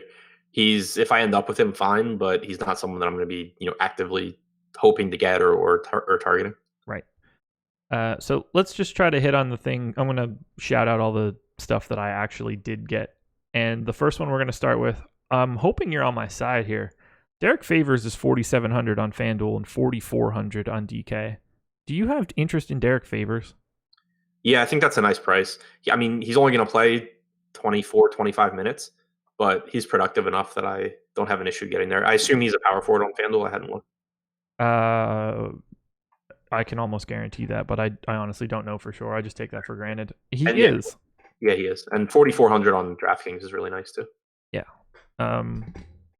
I just like Favors for that sort of price. He's too talented for that number. Yeah. And he's assuming Ibaka, I don't know, maybe he won't, but if Ibaka starts, then you're talking about Favors getting the backup center minutes against Valanciunas. Yeah. It would make sense for Valanciunas to start, but I've given up guessing at that. Yeah, this is a good matchup for someone like Favors in that, Valanciunas isn't really a problem for him. Favors is, in theory, a 5. I don't think that Serge Ibaka is... I mean, he's been playing great this year, but I don't think that Serge Ibaka is any sort of major problem for Derek Favors, so it's not a really weird fit. Other guys that I'm getting a little bit of, just a skosh of Ricky Rubio. I don't think that's the one we need to touch on, but how do you want to hash out the extra minutes that are getting redistributed with Donovan Mitchell being out? Because I'm getting a decent amount of Alec Burks, a decent amount of Grayson Allen, a decent amount of Royce O'Neal, all 3 guys at flat minimum salary on FanDuel. This seems like the place to go for punt plays. Is Burks back? I hadn't seen. As far as I know, yes. Okay. So I agree on FanDuel. This is where you want to go for the punts because they're probably all going to suck, but there's a chance for them. On DraftKings, I want to stay away from this part entirely. Like it's just such a mess of guys that they can use between Exum, Allen, Burks if he's in, Royce O'Neal. Yeah. I don't have any interest there. I do have interest in Rubio, but I don't want to go to those guys outside of FanDuel where I can just drop them. Yeah, I set an ownership cap just on my first crunches of 15% for anybody at $4,000 or lower, so that it doesn't really throw off anything if somebody has a weird value. Burks, Allen, and O'Neal all going to be right there, all at minimum salary. I want to just have a ton of it. The minutes are going to be there. Someone should hit. This seems like the safest spot to not have to spend up any additional money for a potential drop. And there's nothing that said, like, Alec Burks can certainly blow that $3,500 price point out of the water. Grayson Allen, I guess, could too, but I mean, Burks would be the guy that can take a 16-point projection at a $3,500 price point and turn that into 32 pretty easily. Yeah, Burks is the guy that wins tournaments if he gets minutes, but yeah, I don't like. We obviously have to keep an eye on news there. He's probable for today. Okay, then yeah. It just makes everything a mess, but he's the one that is most likely to just kind of force himself onto the floor and not leave. Right. Yeah. FanDuel is tailor-made for this particular situation right now. Yeah. So you're not on Rubio? I got 7% on my first crunch. I'm not like overly on him. I'm not overly not on him. We're projecting him for 14% ownership right now. If I get to that number, I'm fine with it. Give me your pitch on why you would be more on Rubio. For one, I don't really like the point guard position today, but for two, that's a safe stance right there. You probably don't need to go any further.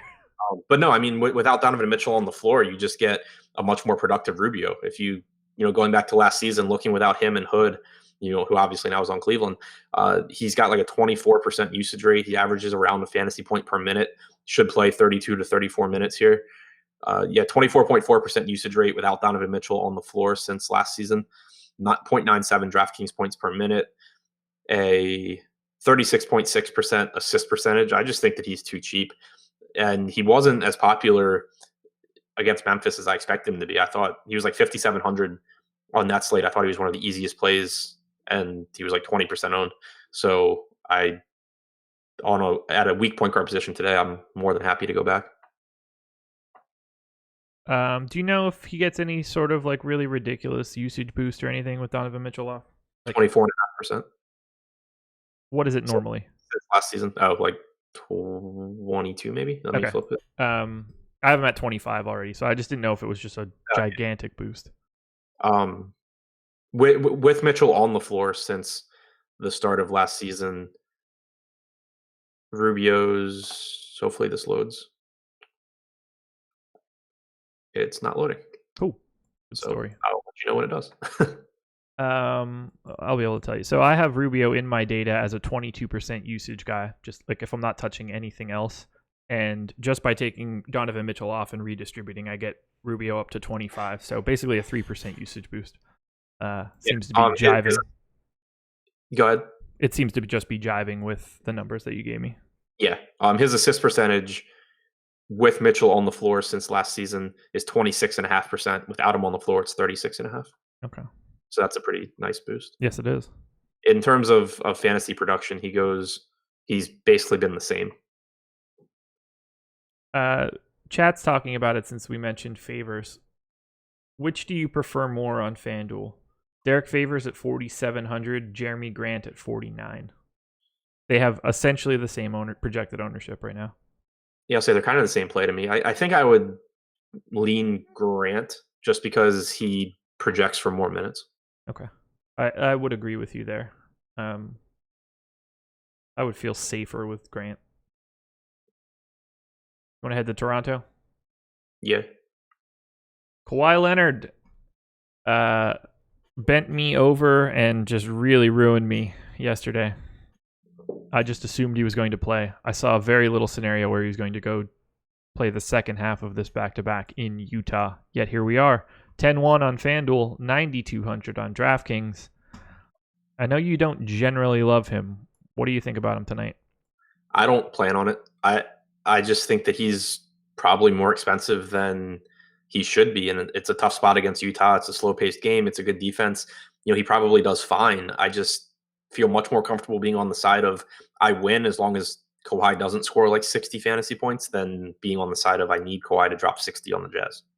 Yeah, that's fair. I got 15% on my first crunch. Small forward is kind of just missing in action tonight. Yeah, that's a good point. It's just there's not a lot that I'm loving, so I think that I'm going to end up with a decent amount of Kawhi. Now, I end up with him regardless because he grades out really, really well for me, even without like making any sort of major changes. I already have, since Chad is loving this, I've already nerfed most of his stuff. He's projected below his normal rates, so I'm going to have some. It won't be an overwhelming amount. Come on, Josh. He ain't ready to play LeBron mentally yet. He's going to be playing with him in 6 months. Anyway. It is annoying that he set out the LeBron game and the Giannis game. Yep. What an asshole. Can't do it.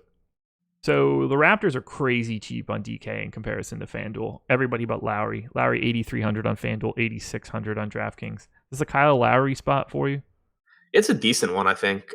Utah, as a team is good defensively, but if you get someone at a reasonable price point, I don't really shy away. I think 8,600 with Kawhi in is probably a little higher than I would like. Can't play him on DK. Because you're going to have some percentage of the field that just game log hunts and plugs in Lowry because he dropped $1 million yesterday.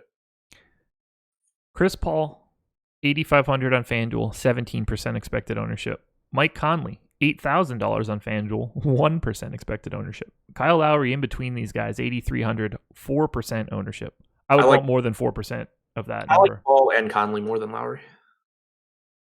I don't disagree with you, but I like both Lowry and Conley if they're under 5% ownership, just in general. I agree with that. And the price tag for Lowry is more appealing on FanDuel than it is on DraftKings, along with it being easier to justify rostering him because on DraftKings, you're essentially playing him over Victor Oladipo. You're paying more at the same position for, than Oladipo, than Levine, whereas FanDuel, you can't play Oladipo or Levine, and Lowry is $300 less than he is on DraftKings. Yeah, like if you know that he's 4%, you can get 50% leverage on the field, play Kyle Lowry at 6%, and not at all impact anything that you need to do for the rest of it. And certainly he can have a big game here.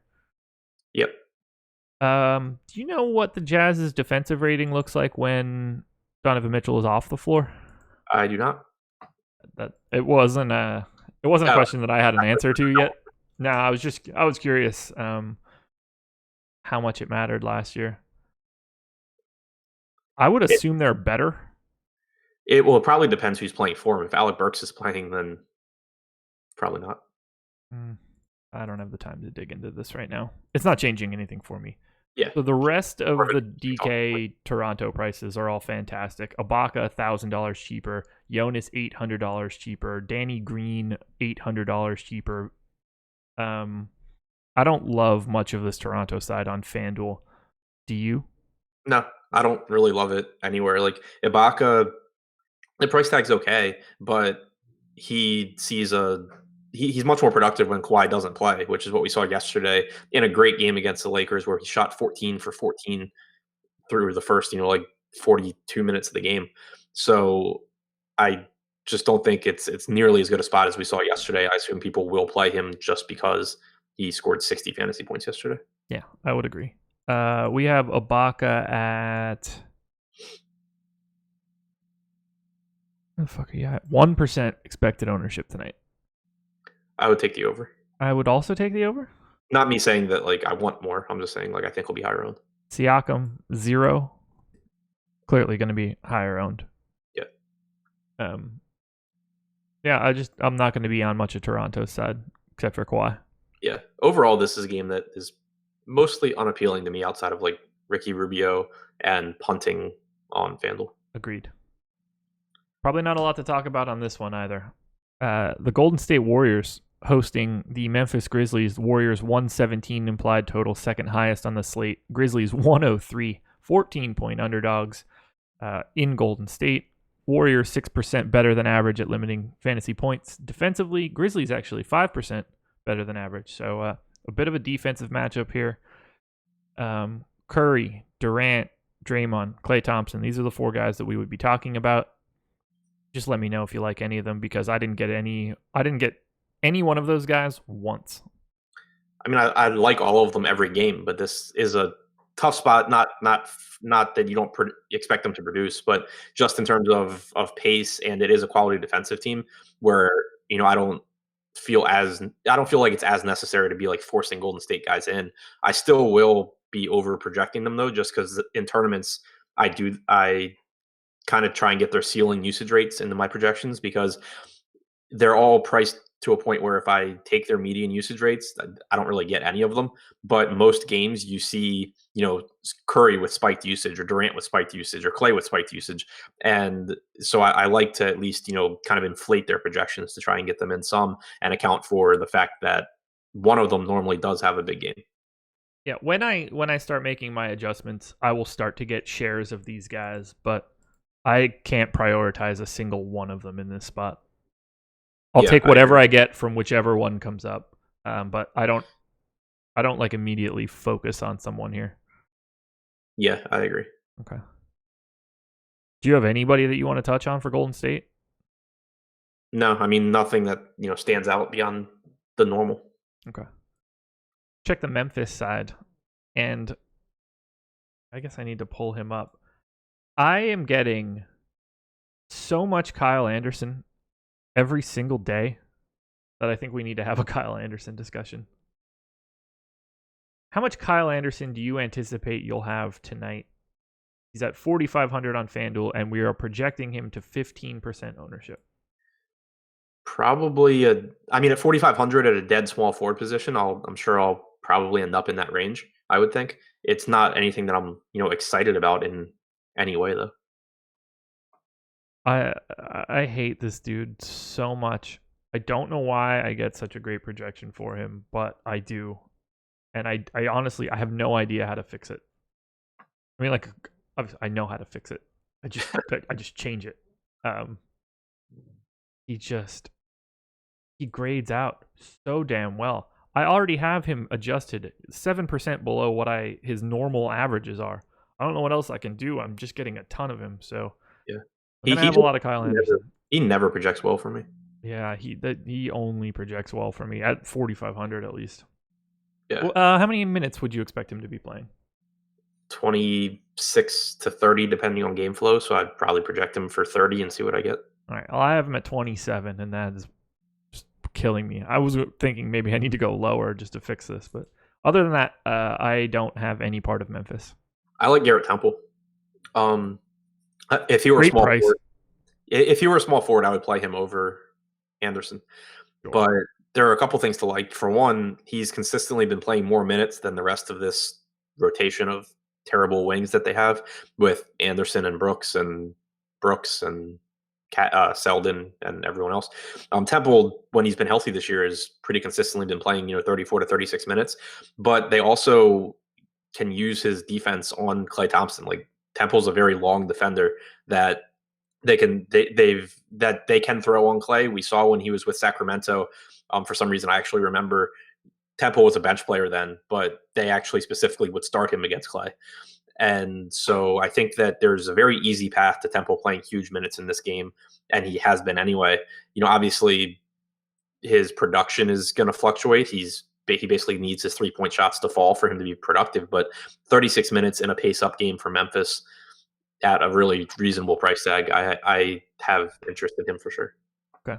Yeah, I'll have a couple bits of him when all is said and done. We have him projected for 2% ownership, so anything you get is already probably above the field. Final game? Yep. Los Angeles Clippers hosting the Minnesota Timberwolves. 114.75 implied total for the Clip Show. Timberwolves 110.25. Start on the Clippers side here. I did not get a lot. What I did get is generally the same as normal. I guess let's start with Tobias Harris and Gallo at the top. 7,700 and 7,200 for Tobias, 69 and 63 for Gallinari. Are you taking a look at either of those guys? I really like the spot for Gallinari. Okay. Minnesota has had a weakness basically to stretch fours for as long as Tibbs has been there. Related to the two defensive scheme, not because this guy can't guard or anything. It's just it's like an intentional thing that's where they're weak. And when you have a guy that it can be an effective shooter in this spot, like LaMarcus Aldridge is one that pretty much always torches them for this reason.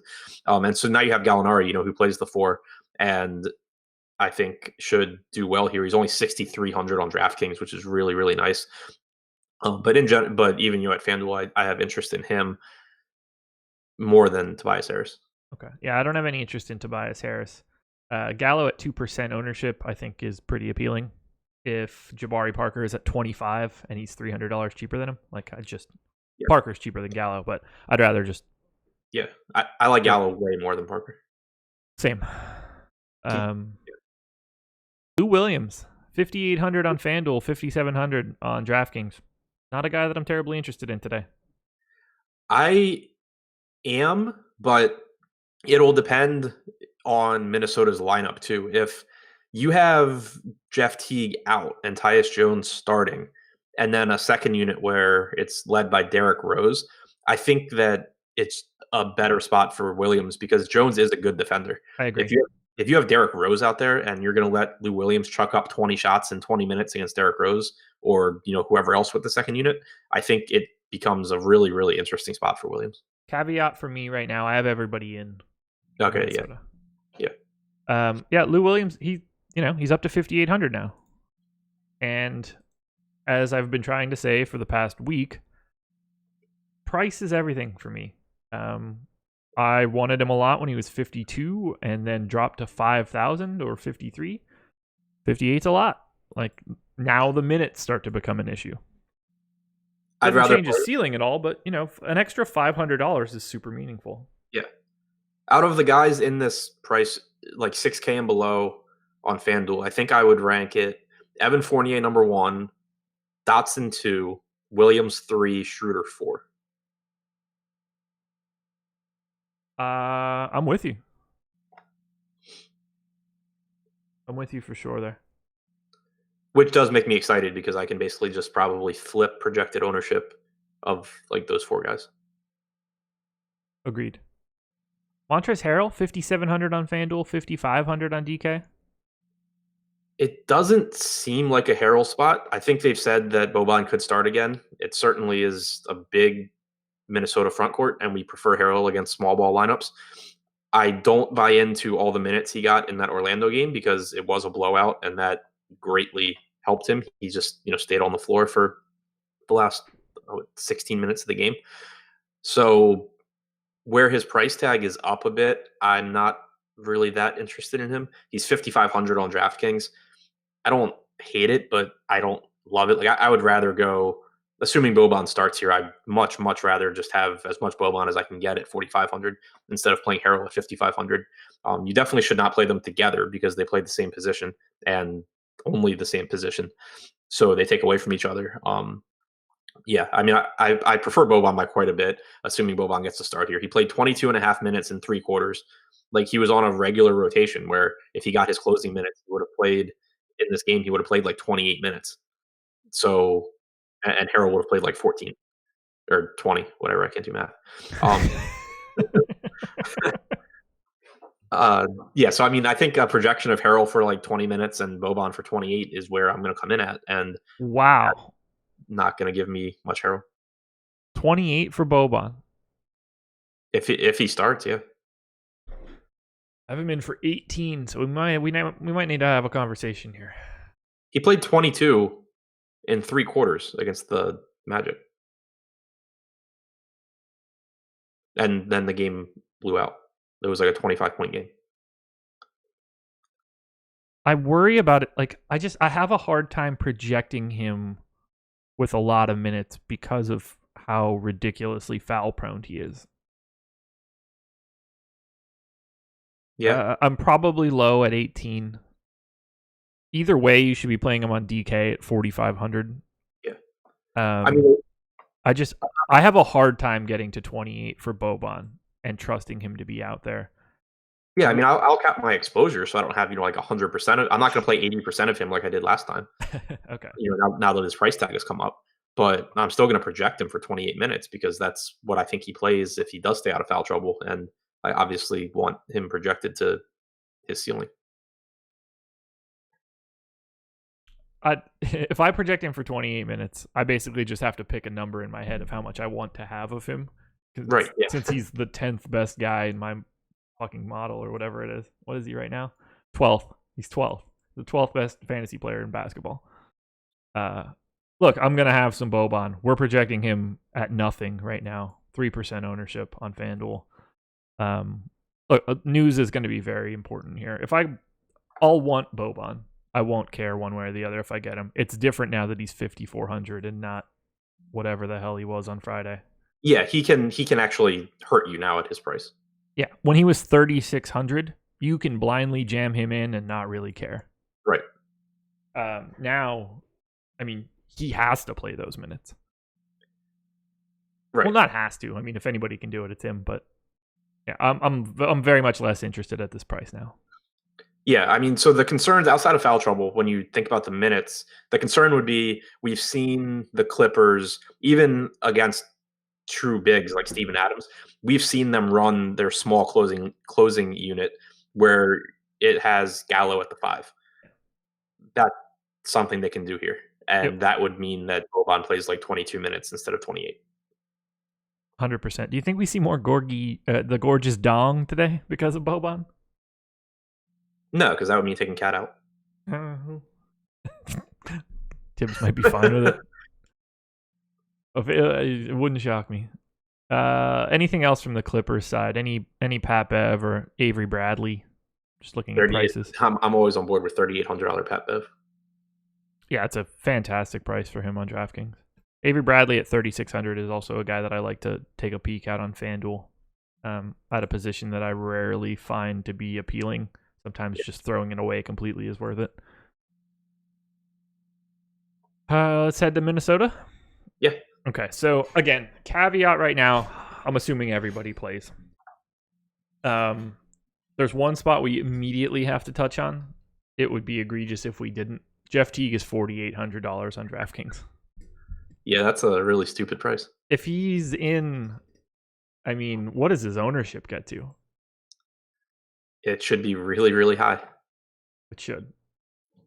And you can, it's obviously a good play. Play him in cash games, have some in tournaments, whatever. I do think if he's in and you know, as we would expect, see him at massive ownership, guys like Darren Collison and DJ Augustine, while they're less attractive DFS plays, they're going to play very, very similar minutes to Jeff Teague at slightly cheaper price tags and much, much, much, much lower ownership. Those are the kind of spots that I think taking advantage of in tournaments gives you a pretty nice edge. I'm with you. How does it even end up at 4,800? I have no idea. Well, he was only 52 when he was healthy. Yeah, I guess.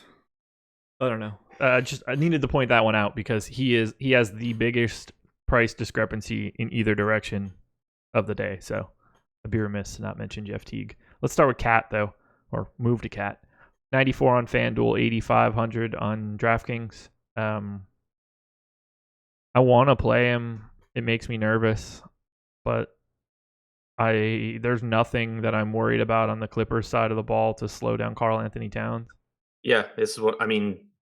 I don't even want to use the word aggressive because it's Cat, but bigs centers that can score against this Clippers team is one of my favorite spots to take advantage of right now because there's just nothing they can do about it. Gortat, I don't think he's even in the rotation anymore. If he is, he can't rebound and he can't defend. Boban, yeah, okay. And Montrezl Harrell isn't going to do anything to slow down Cat. The only thing that can slow down Cat is Cat and Jimmy Butler. So I still really, really like Cat.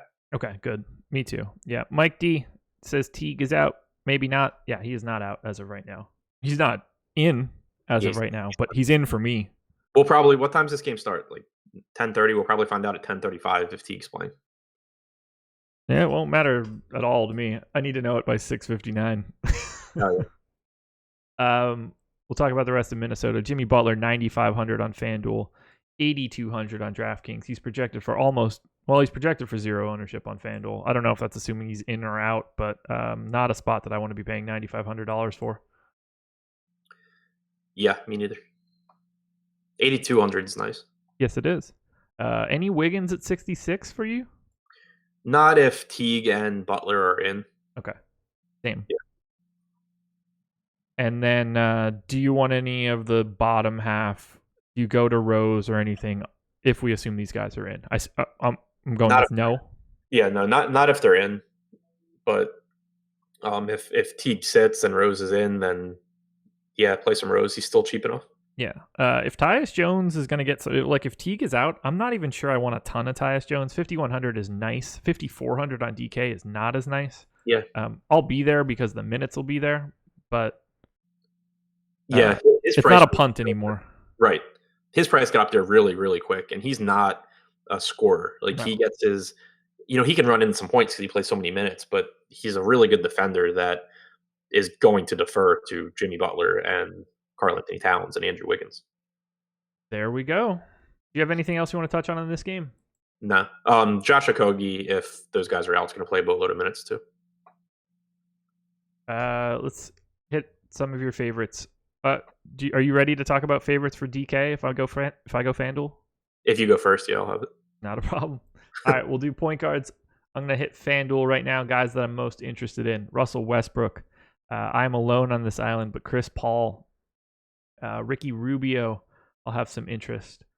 I guess I have to say Ish Smith, but I'm not comfortable with the 65% I got on my original crunch. That is probably it. Keep your eye on Miami. Tyler Johnson could be a guy. Yeah, I'm with you on Paul on FanDuel. Much less appealing to me on DraftKings.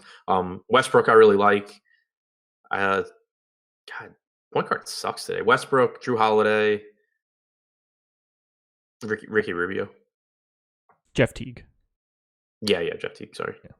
Mentally, I have him out. Sure, we'd be remiss to not mention him. Yeah. Shooting guard. I mean, this is one shit position today.